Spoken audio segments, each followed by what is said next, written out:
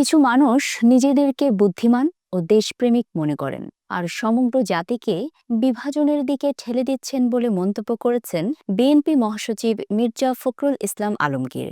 তিনি বলেন, ৫ আগস্টের বিজয় অনেক প্রাণ ও রক্তের বিনিময়ে অর্জিত। রক্তে ভেসে গেছে বাংলাদেশের রাজপথ। দেশের মানুষ বারবার দেশমাতৃকার জন্য প্রাণ দিয়েছে। তার ফলশ্রুতি কি এই বাংলাদেশ? আজকে ৩ মাসও যায়নি, রাস্তায় রাস্তায় অবরোধ। কেন এই ভয়াবহ হিংসা? সমস্যা কোথায়? আর কত এই বিভাজন? বুধবার দুপুরে রাজধানীর জাতীয় প্রেসক্লাব মিলনায়তনের এক আলোচনা সভায় তিনি এসব কথা বলেন। মির্জা ফখরুল ইসলাম আলমগীর বলেন, ধর্মকে কেন্দ্র করে কি উন্মাদনা শুরু হয়েছে, এটা কি চিন্তা করতে পারেন? গত কয়েকদিনের ঘটনায় আমরা অত্যন্ত চিন্তিত, উদ্বিগ্ন এবং আতঙ্কিত। বাংলাদেশকে কোন জায়গায় নিয়ে যাওয়া হচ্ছে?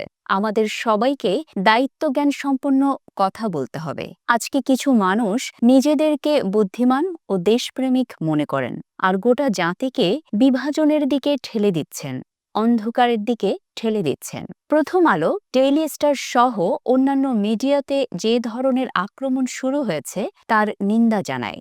যে মিডিয়ার স্বাধীনতার জন্য সারা জীবন লড়াই করলাম, সেখানে জ্বালিয়ে দাও, পুড়িয়ে দাও স্লোগান দেওয়া হচ্ছে। এই বাংলাদেশ আমি কখনো দেখতে চাইনি, আগেও না। কারো দ্বিমত থাকতে পারে, কিন্তু মত প্রকাশের স্বাধীনতা জীবন দিয়ে রক্ষা করতে হবে। এটাই গণতন্ত্র। আমরা এক ফ্যাসিবাদকে উৎখাত করেছি কারণ সে আমার গলা টিপে ধরেছে। অতএব ভেবেচিন্তে কাজ করতে হবে।